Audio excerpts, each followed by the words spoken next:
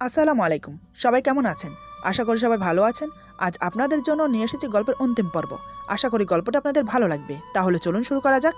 এতক্ষণ পর্যন্ত সে আমাকে কয়টা ঘুষি মেরেছে তার কোনো হিসাব নেই। এবার আমি ওকে ছেড়ে দিলাম। ছেড়ে দেওয়ার পরেই হলো আসল বিপত্তি। হঠাৎ ছাড়া পেয়ে লাবণ্য আমার গালে কষে দুটো থাপ্পড় মারে।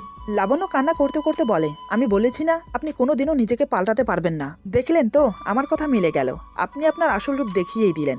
এখনো আপনার এত লোভ মেয়েদের শরীরের প্রতি, এত নেশা একটা মেয়ের শরীর ভোগ করার। ছি, মাঝে মাঝে আপনার উপর না নিজের প্রতি নিজেরই ঘৃণা হয় যে আমি আপনার মতো একটা চরিত্রহীন ধোঁকাবাজের সাথে রিলেশন করেছিলাম। অন্ধের মতো বিশ্বাস করে নিজের সর্বোচ্চ উজাড় করে ভালোবেসেছিলাম। ওর কথার মাঝে আমি কথা বলে উঠলাম। আমি বললাম, লাবণ্য চুপ করে যাও। এত রাতে জোরে জোরে চিৎকার করে পুরো বাড়ির সবাইকে জাগিও না। তোমার এই চেঁচামেচিতে মেয়েটা কেঁপে কেঁপে উঠছে, ভয় পাচ্ছে। প্লিজ এবারের মতো চুপ হয়ে যাও। রাত অনেক হয়েছে, ঘুমিয়ে পড়ো। যা কথা হবার তা সকালে হবে। আর এমনি তো আমার শরীর খুব টায়ার্ড, পুরো শরীর ব্যথা করছে, সাথে মাথাও ব্যথা করছে। প্লিজ এভাবে কানের কাছে চেঁচামেচি করো না। এমনিও মেজাজ বিগড়ে আছে, কখন কি করে বসে তার কোনো নিয়ত্তা নেই। তাই বলছি চুপচাপ শুয়ে পড়ো, আর আমাকেও শান্তিতে ঘুমোতে দাও। এই বলে চোখ বন্ধ করে শুয়ে পড়লাম। এদিকে লাবণ্য ভাবছে থাপ্পড় দুটো খেয়ে আমি কিভাবে চুপ করে আছি। আসলে পরের বাড়ি পরের ঘর, এখানে ঝামেলা করা ঠিক হবে না, পরে দেখে নেব ওকে। লাবণ্য এসব ভেবে ধীরে ধীরে মেয়ের পাশে গিয়ে শুয়ে পড়ল। লাবণ্য শোয়ার সাথে সাথে অনিফা উঠে গেল। লাবণ্য ওকে কাছে টানার আগে আমি অনিফাকে বুকে টেনে নিলাম। অচেনা মানুষের বুকে এসে কান্না করার কথা, কিন্তু অনিফা কান্না করার বদলে আমার দিকে তাকিয়ে হাসছে, চোখে এখনো নিবিড় ঘুম। মেয়ের হাসি দেখে আমি ওকে বুকের সাথে জড়িয়ে রাখলাম। অনিফা ঘুম ঘুম ভাব নিয়ে আমাকে জড়িয়ে ধরে ঘুমিয়ে পড়ে। এদিকে লাবণ্য রাগে কটমট করছে, আমার দিকে রাগান্বিত ভাবে তাকিয়ে আছে। আমি বললাম, দেখলে তো আমার মেয়ে আমাকে কি সুন্দর জড়িয়ে ধরে ঘুমোচ্ছে। এবার চিন্তা করে দেখো, তোমাকে ছাড়াও কিন্তু আমি আমার মেয়েকে রাখতে পারবো। তাই বলছি সবকিছু ভালো ভালো মেনে নাও, তা না হলে তোমাকে এভাবে একা খাটে ঘুমোতে হবে, আর আমার কলিজা আমার বুকে ঘুমোবে। আমার কথাগুলো শুনে লাবণ্য মনে খুব কষ্ট পাচ্ছে, চোখের কোণে জল চকচক করছে। কান্না জড়িত গলায় বলে, আপনি ভালো না, আমি আপনাকে কোনোদিনও মেনে নেব না। এ বলে কান্না করতে করতে অন্যদিকে ফিরে গেল। ওকে অমন করে কান্না করতে দেখে আমার খুব মায়া হচ্ছে। এদিকে ততক্ষণে আমার মেয়ে ঘুমিয়ে পড়েছে। আমি কোনো রকম মেয়ের থেকে নিজেকে ছাড়িয়ে উঠে গেলাম। আমার সাইডে বালিশ দিয়ে লাবণ্যর পাশে গিয়ে শুয়ে পড়লাম। আমার সাইডে বালিশ দিলাম এই জন্য যাতে আমার মেয়েটা পড়ে না যায়। আমি লাবণ্যর পাশে গিয়ে শুয়েছি, সেটা লাবণ্য অনুভব করতে পারলো, কিন্তু সে আমার দিকে ফিরল না, অন্যদিকে ফিরে শুয়ে আছে। আমি ওর কাঁধে হাত রেখে বললাম, এই আমার দিকে ফিরো। লাবণ্য হাত দিয়ে আমার হাত সরিয়ে দিল। আমি আবার ওর কাঁধে হাত রেখে বললাম, লাবণ্য আমার দিকে ফিরো, আমি কি বলতে চাই একবার শোনো। এবার সে আমার দিকে ফিরে, চোখ থেকে এখনো জল টপ টপ করে পড়ছে। আমি ওর চোখের পানি মুছে দিয়ে কপালে গভীরভাবে একটা চুম্বন করলাম। লাবণ্য চোখ বন্ধ করে নিল। আমি বললাম, কেন এভাবে কান্না করছো? কি হয়েছে? লাবণ্য বলে, তুমি কেন বারবার ওকে নিয়ে যেতে বলো আমার কাছ থেকে? তখন আমার প্রচুর কষ্ট হয়, আমি ওকে ছাড়া থাকতে পারবো না। লাবণ্যর কথা শুনে আমার মুখে প্রশান্তির হাসি খেলে গেল, কারণ লাবণ্য আমাকে মেনে নিয়েছে। কি করে বুঝলাম সেটাই ভাবছেন আপনারা, তাই তো? আসলে লাবণ্য আমাকে তুমি করে বলে সম্বোধন করেছে, তাতেই বুঝতে পারলাম সে আমাকে মেনে নিয়েছে। এবার আমি ওকে আরো কাছে টেনে নিলাম, কানের নিচ দিয়ে চুলের গভীরে হাত গলিয়ে চুলের মুঠি শক্ত করে ধরে ঠোঁটে আলতো করে কিস করলাম। ওর নাকে নাক ঘেঁষে বললাম, পাগলি একটা, তোমাকে ভয় দেখাচ্ছি এর জন্য যাতে তুমি সবকিছু মেনে নাও। তোমাকে ছাড়া আমি অনিফাকে রাখবো কি করে? ওর যেমন আমাকে প্রয়োজন, তেমনি তোমাকেও প্রয়োজন ওর জন্য। লাবণ্য বলে, তাহলে তুমি ওকে নিয়ে যাবে না আমার কাছ থেকে? আমি বললাম, না, আমি তো নিয়ে যাব তোমাকে। তুমি আমার সাথে থাকলে আমার মেয়েও তো আমার সাথে থাকবে। এবার বলো, বিয়ে করবে আমাকে? দেখো, তুমি আমাকে বিয়ে না করলে কিন্তু তোমার চোখের সামনে দিয়ে তোমার মেয়ের বাবাকে রোশালি বিয়ে করে নেবে। তখন তুমি সারা জীবন বসে বসে কান্না করবে, আর আমার মেয়ে বাবার আদর থেকে বঞ্চিত হবে। এই লাবণ্য, রাজি হয়ে যাও না। তুমি শুধু একবার হ্যাঁ বলো, তাহলে আমি কাল সকালেই তোমাকে বিয়ে করে নেব। লাবণ্য বলে, তুমি এমন কেন? আমি বললাম, কিরকম? লাবণ্য বলে, এই যেমন ধরো সবকিছুতে তাড়াহুড়ো, যখন রিলেশনে ছিলাম তখনও সবকিছুতে তাড়াহুড়ো করতে, তখন না হয় নিজের স্বার্থের জন্য এমন করেছো, কিন্তু এখন কেন এমন করছো? আমাকে ভাববার সময় দিচ্ছ না একদম।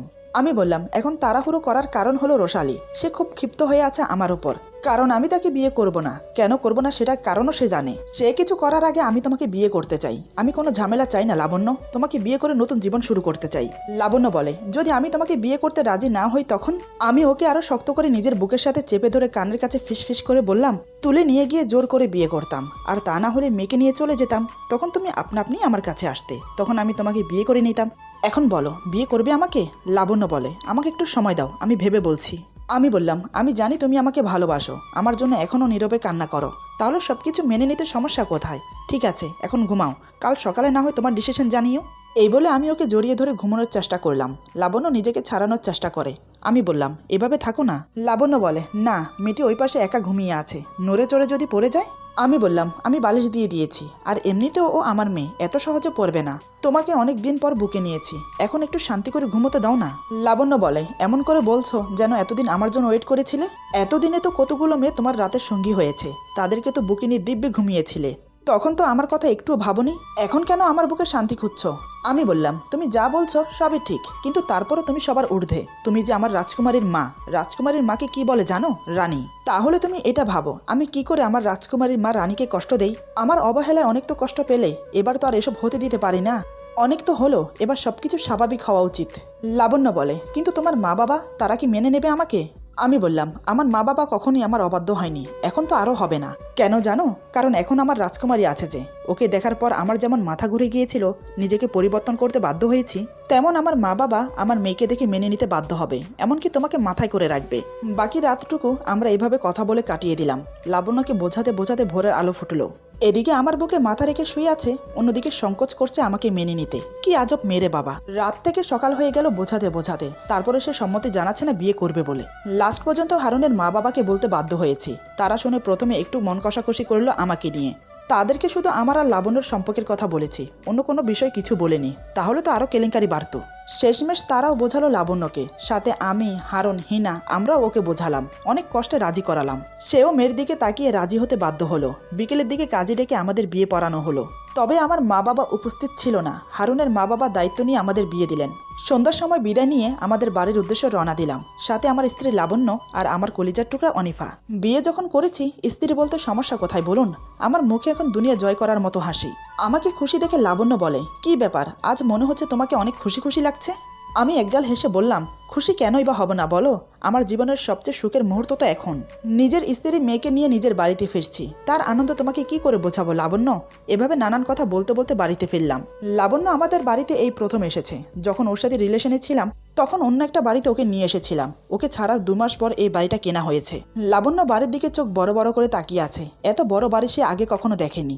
এটা বাড়ি না বলে রাজপ্রাসাদ বলা যায়। দারোয়ান গেট খুলে দিতেই আমি গাড়ি নিয়ে ভেতরে প্রবেশ করলাম। গাড়ি থামিয়ে লাবণ্যকে নিয়ে নামতেই দারোয়ান দেখে এগিয়ে আসে। তার কৌতূহল জাগলো জানতে ওরা কারা। দারোয়ান বলে, অনি বাবাজি, ওরা কারা? আগে কখনো এই বাড়িতে দেখিনি।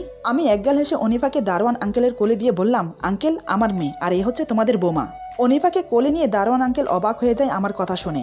একবার আমার মুখের দিকে তাকাচ্ছে, আরেকবার লাবণ্যর মুখের দিকে তাকাচ্ছে, আবার অনিফার মুখের দিকে তাকাচ্ছে। উনি যেন বিস্ময়ে অবাক হয়ে গেছে আমার কথা শুনে, মাথা চুলকিয়ে বলে, কিন্তু। আমি বললাম, তোমাকে পরে সব বুঝিয়ে বলবো, এখন আমরা ভেতরে যাই। দারোয়ান বলে, কিন্তু বাবাজি, ভেতরে তো তোমার সাথে যে মেয়েটার এঙ্গেজমেন্ট হয়েছে তার মা বাবা এবং সেই মেয়েটা এসেছে, তাদের হাবভাব দেখে তো ভালো ঠেকলো না। আমি মনে মনে ভাবলাম, যেটা ভেবেছিলাম সেটাই হলো, কিন্তু আমি তো ভয় পাওয়ার পাত্র না। আমি দারোয়ানের কথার উত্তর না দিয়ে আমার মেয়েকে কোলে নিয়ে লাবণ্যর হাত ধরে ভেতরে গেলাম। এদিকে দারোয়ানের কথা শুনে লাবণ্য ভয় পাচ্ছে, এখন কি হবে সেটা ভেবে। একসময় আমি লাবণ্যকে নিয়ে ভেতরে প্রবেশ করলাম। আমাদেরকে দেখে ড্রয়িং রুমে বসা সবাই উঠে দাঁড়ালো। সবাই বিস্ফারিত চোখে আমাদের দিকে তাকিয়ে আছে। এতক্ষণে নিশ্চয় মা বাবা শুনে ফেলেছে লাবণ্যর কথা। রোশালী নিশ্চয়ই বলেছে, না হলে ওর মা বাবাকে নিয়ে এখানে হাজির হতো না।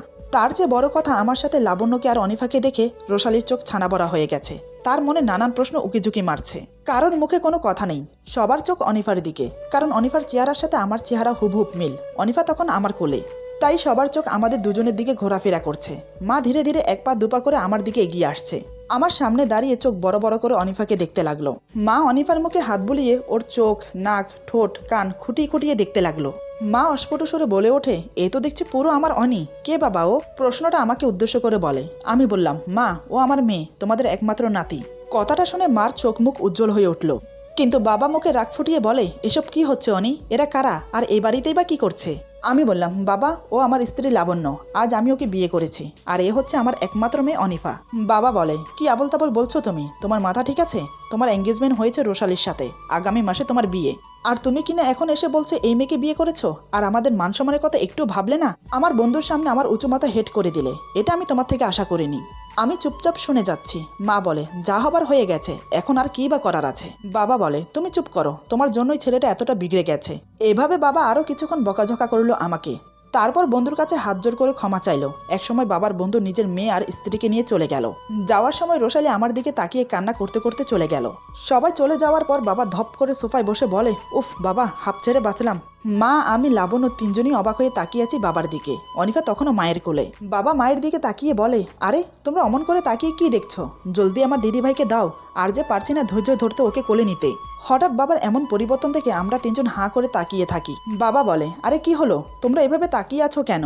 আরে আমি তো এতক্ষণ অভিনয় করছিলাম। তখন যদি ওকে বকাশকা না করতাম তাহলে তো ঝামেলা বাড়তো, তাই তো এমনটা করলাম। কই দাও দেখি, আমার দিদিমণিকে দাও। মা এবার একগাল এসে বাবার কোলে অনিফাকে দিল। অনিফাকে কোলে নিয়ে বাবা সেই কি খুশি, যেন তিনি আসমানের চাঁদ হাতে পেয়েছেন। আমি লাবণ্যকে ইশারা করে বললাম, তুমি দাঁড়িয়ে আছো কেন? যাও গিয়ে মা বাবাকে সালাম করো। লাবণ্য ধীর পায়ে গিয়ে মা বাবাকে সালাম করলো। মা বাবা দুজন লাবণ্যর মাথায় হাত বুলিয়ে বলে, বেঁচে থাকো মা, বেঁচে থাকো। তারপর মা লাবণ্যকে নিজের পাশে বসিয়ে নিল।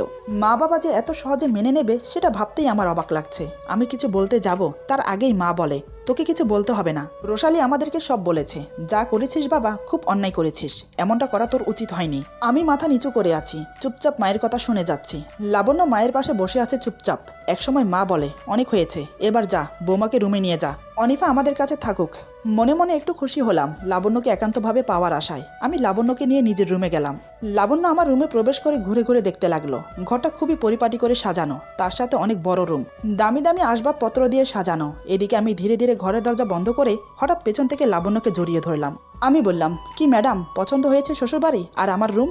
লাবণ্য বলে, সবচেয়ে বেশি পছন্দ হয়েছে তোমার মা বাবাকে। তারা সত্যি অনেক ভালো মানুষ। বাবা তো খুব মজার মানুষ। কিভাবে অভিনয় করে গেল আমি একটুও টের পাইনি। আমি বললাম, সেটার বলতে, আমিও তো টের পাইনি। তার থেকে বড় কথা হলো, আমি আমার বয়সে বাবাকে কখনো এতটা খুশি হতে দেখিনি যেটা আমি আজ ওনাকে দেখলাম। লাবণ্য বলে, সত্যি কি আমি এতটা ভাগ্যবতী যে আমি আমার পছন্দের মানুষের সাথে সারা জীবন কাটাবো, যাকে আমি আমার থেকেও বেশি ভালোবাসি? আমি ওর ঘাড়ে কিস করে বললাম, হ্যাঁ মহারানী, তুমি তোমার অনেকে পেয়ে গেছো, এবার কি তুমি খুশি না? লাবণ্য বলে, কিন্তু তারপরও ভয় হয় জানো, যদি তুমি আবার অন্য মেয়েদের আসক্ত হয়ে পড়ো তখন আমার কি হবে? আমি বললাম, এই ফালতু কথা বলবে না। আগে যা ছিলাম, কিন্তু এখন আমার স্ত্রী আছে, মেয়ে আছে। এখন আমাকে এসব করা সাজে না, তাই এসব চিন্তা মাথায়ও আনবে না। লাবণ্য বলে, তাই যেন হয়। এদিকে আমি কথা বলতে বলতে লাবণ্যর ঘাড়ে কিস করছি আর দু হাতে শক্ত করে জড়িয়ে ধরেছি। একদম আমার শরীরের সাথে মিশিয়ে নিয়েছি। শাড়ির ফাঁক দিয়ে হাত গলিয়ে নাবিতে হাত বোলাচ্ছি। ধীরে ধীরে লাবণ্যর নিঃশ্বাস ঘন হচ্ছে। একসময় ঘাড় ছেড়ে দিয়ে ওকে আমার দিকে ফিরিয়ে ঠোঁটে ঠোঁট ডুবিয়ে দিলাম। লাবণ্য চোখ বন্ধ করে আমাকে জড়িয়ে ধরে। ভালোবাসার ছোঁয়া এঁকে দিতে লাগলাম এক এক করে। উত্তেজনায় লাবণ্য থরথর করে কাঁপছে। আমি ওকে কোলে করে নিয়ে বিছানায় শুয়ে দিলাম। লাবণ্য বাধা দেয়। লাবণ্য বলে, এখন না, যে কোনো সময় মা বাবা ডাকতে পারে, পরে না হয় যা করার করবে। কে শুনে কার কথা? তখন তো আমি আমার মাঝেই নেই। আমি বললাম, একদম না, আমার এখন চাই, মতলব এখন, একদম বাধা দেবে না। লাবণ্য বলে, আরে বুঝতে পারছো না কেন? অনিফা মা বাবার কাছে, যে কোনো সময় ওকে নিয়ে আসতে পারে। তখন যদি আমাদেরকে এই অবস্থায় দেখে ফেলে তখন? আমি বললাম, তুমি কি আমাকে পাগল ভাবো? আমি তো রুমে প্রবেশ করেই দরজা লাগিয়ে দিয়েছি। কেউ এখন আমাদের ডিস্টার্ব করবে না। এ বলে আমি ওকে আদর করতে লাগলাম। এভাবেই বেশ কিছুদিন কেটে গেল। মা বাবাকে লাবণ্যর ব্যাপারে সব খুলে বললাম। সব কথা শোনার পর মা বাবা আমাকেই দোষারোপ করলো। এটাই স্বাভাবিক, অন্যায় যখন করেছি কথা তো শুনতেই হবে। মা বাবা খুব সহজেই লাবণ্যকে মেনে নিল। এত সহজ হতো না বটে, সব সম্ভব হয়েছে আমার মেয়ের জন্য। সেই যে অবিকল দেখতে আমার মতো, অস্বীকার করার কোনো প্রশ্নই আসে না। তার উপর আমার মেয়েটা হয়েছে আমার মতো কিউট মিষ্টি দেখতে।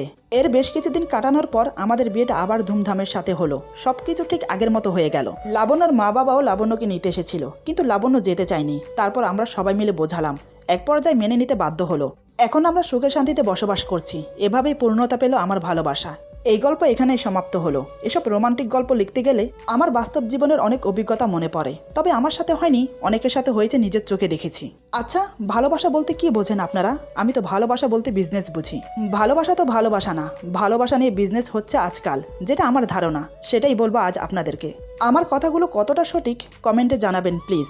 আমি মেয়ে হয়ে কিন্তু একটা মেয়ের দোষ দিতে পারি না, কিন্তু যেটা সত্যি সেটা বলতেও পিছুপা হই না। আজকাল সমাজে এই জিনিসটা রানিংয়ে চলছে, ভালোবাসার বিজনেস। ছেলেরা মেয়েদেরকে ভালোবাসে তাদেরকে ইউজ করার জন্য, আর মেয়েরা ছেলেদেরকে ভালোবাসে তাদের পকেট মানির জন্য। আজকাল আর আগের মতো ভালোবাসা নেই। আগে একটা চকলেট দিয়েও কিন্তু ভালোবাসা হতো, আর এখনকার যুগে একটা ডায়মন্ড রিং দিলেও ভালোবাসা টেকে না। কি অদ্ভুত! আগে একটা ছেলে মেয়ে প্রেম করলে লুকিয়ে লুকিয়ে রাতের অন্ধকারে নির্জন জায়গায় গিয়ে দেখা করতো। তবে কথা বলতো দূরত্ব বজায় রেখে। চারিপাশ অন্ধকার থাকলে ছোট টর্চলাইট মেরে ভালোবাসার মানুষের মুখ দেখে পরিশান্তির তৃপ্তি পেত। যখন ইচ্ছে করতো একটু হাত ধরার, তখন অনেক সংকোচ করে বলতো, তোমার হাত একটু ছুঁয়ে দেখি। মেয়েটি ভালোবাসার মানুষের আবদার রাখতে হাত বাড়িয়ে দিত। ছেলেটি একটু ছুঁয়ে তৎক্ষণাৎ ছেড়ে দিত। একটা পবিত্রতা ছিল ভালোবাসায়। আর এখনকার ভালোবাসা কি বলবো, চোখের সামনেই তো দেখছি কত কিছু। রাস্তার মাঝখানে দাঁড়িয়ে হাজার মানুষের সামনে জড়িয়ে ধরে কিস করতেও দ্বিধাবোধ করে না, বলার সাথে সাথে রুমডেট করতেও বিবেকে বাঁধে না। এ হচ্ছে আজকাল সমাজ, একজন দোষ করে আর বদনাম হয় হাজারটার। তবে আছে, হাজারের মাঝেও দুই একটা ছেলে মেয়ে ভালো আছে। আচ্ছা, আপনারা কমেন্টে বলুন, সত্যি কি সত্যিকারের ভালোবাসা আছে? আমি তো বলি আছে। সেটা হলো নিজের আল্লাহর প্রতি, নিজের রাসূলের প্রতি, নিজের পিতা মাতার প্রতি, নিজের স্বামীর প্রতি আর নিজের সন্তানের প্রতি। যাই হোক, এই মাসের শেষে আগামী মাসে পবিত্র মাহে রমজান। এই একটা মাস ইবাদতের মাস, তাই রমজান মাসে কোনো ভিডিও ছাড়তে পারবো না। রমজান মাসে খুবই ব্যস্ততার মাঝে সময় কাটে। আমি জব করি, জবের পাশাপাশি ঘর সামলাতে হয়, তারপর রমজান মাস, তাই খুবই ব্যস্ত থাকবো। সারাদিন রোজা রেখে কাজ করে রাতে আর ইচ্ছে করবে না ভিডিও বানাতে। আর এমনিতেও রমজান মাসকে সবকিছুর সাথে স্যাক্রিফাইস করতে চাই না, একান্তভাবে কাটাতে চাই রমজান মাসটা। রমজান মাসটা গ্যাপ থাকবে। সবাইকে জানাই মাহে রমজানের অগ্রিম শুভেচ্ছা। আর হ্যাঁ, আরেকটা কথা, অনেক তো শুনলেন রোমান্টিক আর ইমোশনাল গল্প, এবার না হয় হয়ে যাক একটা হাসির গল্প। কি বলেন সবাই? কমেন্টে জানাবেন। এরপরে আসছে হাসির গল্প, আশা করি সেই গল্পটাও আপনাদের ভালো লাগবে। আজকের গল্প এখানে সমাপ্ত। সবাই ভালো থাকবেন, সুস্থ থাকবেন। আল্লাহ হাফেজ।